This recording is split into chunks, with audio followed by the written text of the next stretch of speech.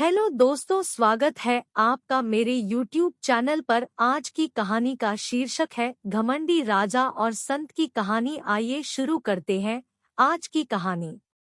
किसी समय की बात है, एक राजा को यह घमंड था कि उसके राज्य में जितने भी प्राणी हैं, उन सभी का भरण पोषण राजा ही करता है।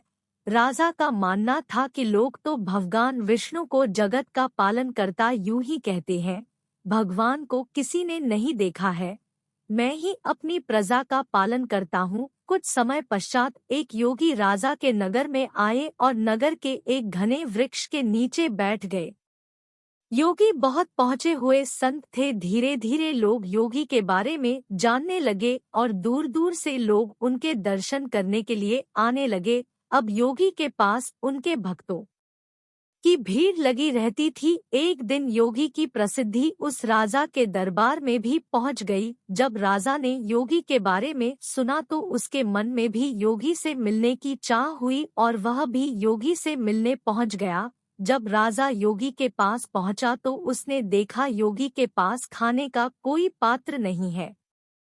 राजा ने योगी से पूछा, आपके पास तो कोई पात्र ही नहीं है, तब आपकी भोजन की व्यवस्था कैसे होती है? आपको भोजन किधर से मिलता है? योगी ने उत्तर दिया, देने वाला तो ईश्वर है, वह सारी व्यवस्था बना देता है और हम इसी तरफ फक्कड़ जीवन जीते हैं। राजा बोला, मैं सभी प्राणियों का अन्नदाता हूँ और आज से आपके भोजन की व्यवस्था भी कर देता हूँ। राजा की घमंड भरी बातें सुनकर योगी ने पूछा, तुम्हारे राज्य में कितने मनुष्य और जानवर हैं? राजा को इसकी जानकारी नहीं थी तो उसने अनभिज्ञता जाहिर की। तब योगी बोले, जब तुम्हें उनकी संख्या तक ज्ञात नहीं है तो तुम उनके भोजन की व्यवस्था कैसे कर सकते हो? इसका अर्थ यही है कि उन सब की व्यवस्था भी भगवान ही करता है। राजा योगी की बात से संतुष्ट नहीं हुआ और योगी से कहने लगा, आज मैं एक डिब्बी में एक कीड़े को बंद करके रखता हूँ और फिर मैं देखता हूँ ईश्वर इसे भोजन कैसे भेजता है। राजा ने एक डिबिया ली और उसमें कीड़े को रख दिया और उसके पास सैनिकों का पहरा बैठा दिया।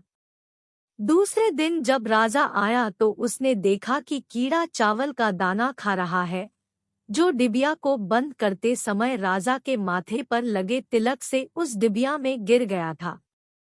तब योगी बोला, देखा राजन, आपके ना चाहने पर भी भगवान ने इस कीड़े को भोजन दिया, वह भी आपके माध्यम से। ठीक इसी प्रकार अन्य जीवों को देने वाला भगवान ही है और वह माध्यम आपको बनाता है। यह सुनकर राजा भी योगी के को नमन कर सत्य स्वीकार कर लेता है। शिक्षा, लोगों को अपने द्वारा किए गए कार्यों का घमंड नहीं करना चाहिए, क्योंकि कार्य तो ईश्वर की मर्जी से होते हैं, मनुष्य तो एक साधन है। अगर आपको वीडियो पसंद आया तो लाइक, सब्सक्राइब और कमेंट जरूर करें और अपने दोस्तों को भी शेयर करें। धन्यवाद। आपका दिन शुभ हो।